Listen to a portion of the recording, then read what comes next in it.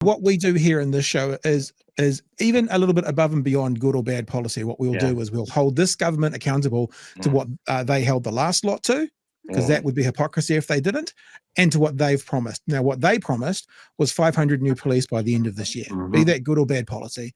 So far, they've got 13 new police in 14 months, and they've got 487 to get in the next 9 months to not be another broken election promise. On top of that, Christopher Hipkins in particular was hauled over the coals by National when they were in opposition for every pickpocketer in any part of the country for being soft on crime, especially around gang numbers. At the same time of that, for the police, gang numbers have gone up by 600.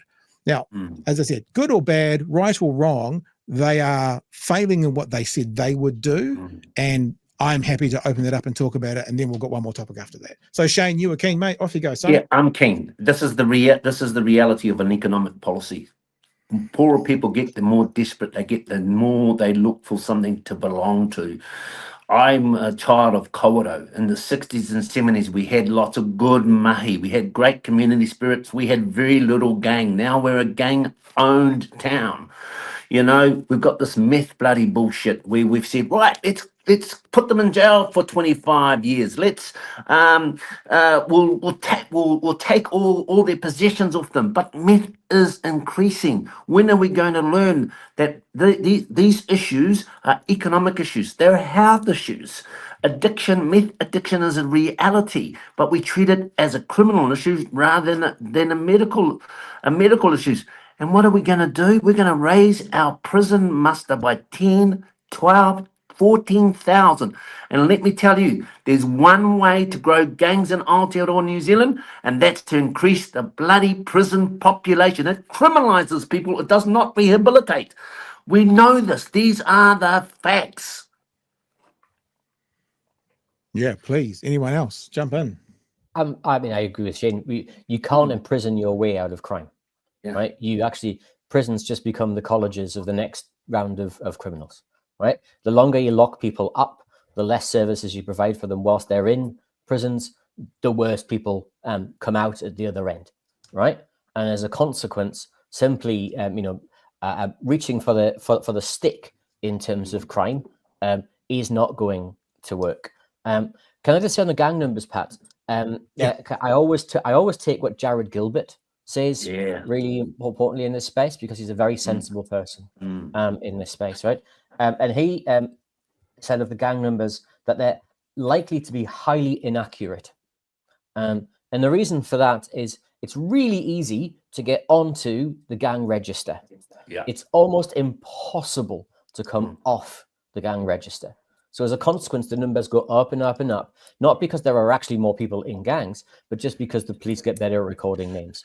Yeah, to be fair, Craig, when National was in opposition, we said what you're saying, but all we're doing is using their yardstick to criticize that government, to now say, well, if you're allowed to use that yardstick for criticism, then so are we, or else you were either wrong then, happy to be wrong. So that's what we're doing. We're saying that, and, because there was also that thing about other numbers going up, or are we just finding out that there are more people who are on it who weren't counted on it before? There's lots of things. So we're just holding them to the standard they hold a lot. Totally, and they juked the numbers because they said famously that the gang list had been, and their exact phrase was sanitized before it was released in an attempt to try and reduce the numbers on the gang list to help give the government a good press release. And if you remember, on the day, that was when Christopher Luxon lost it, and he said to the media, "It's not about the freaking targets; it's about the outcomes." If you remember, and he lost his cool at that particular point in time, right? Why wouldn't we expect more rangatahi to join gangs? Their unemployment rate is at 25%. Minimum wage has not moved. There's a huge disassociation. Why wouldn't you not expect them to look for an out? And traditionally, what have they done? They've joined gangs. It's a reality of the economic times and the depowerment that many of our young people feel. That's why they join gangs. And we can't have a conversation about gangs without talking about the history of gangs and the relationship with state abuse. And especially in light of the government just apologizing to those victims of state abuse, but then continuing the same policies. We see the abuse at Oranga Tamariki is actually currently rising. And we have these stories of police violence just over the last few weeks, you know, beating up a 15-year-old child and breaking his jaw, beating up a 77-year-old kaumatua and arresting him for being homeless, but also using a dog and a taser on a man who ended up being killed. So all of these, you know, they don't, they exactly as Shane said, they disconnect people. They disconnect people from communities, from themselves, and they seek community somewhere, and they're seeking it in gangs. We know this. The evidence is there. We've gone over it in so many studies. But this government is an anti-evidence government. It's also like a post-truth government. And that's what these attacks on Tamitha Paul signal, because she's just saying the blatant truth, and they're asking us not to believe what's in front of our eyes. It, you know, reminds me of John Key back in the day saying, if you want, I can find you a lawyer or an academic to back up a counterpoint. And we've just seen them gone down that track to the point now where they're not even bothering to give us any examples of evidence to support their policies. I couldn't agree with that more, Samara. I think, you know, it's a great phrase, a post-truth government, because it's absolutely right.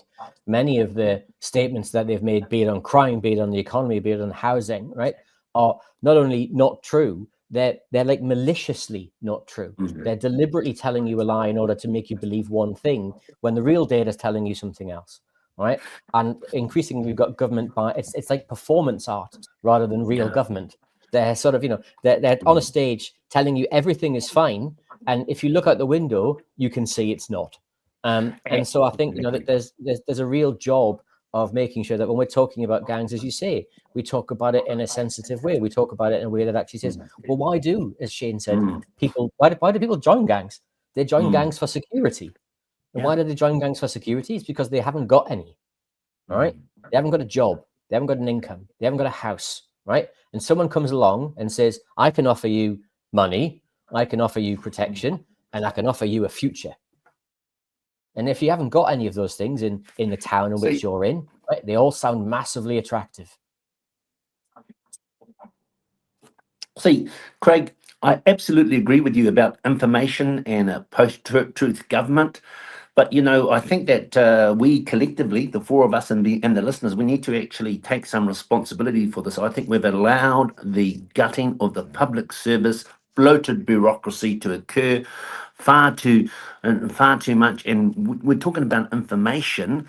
There's going to be no information available because the people who are responsible for providing the information, providing the data, are no longer in the system. So that void will be a reality.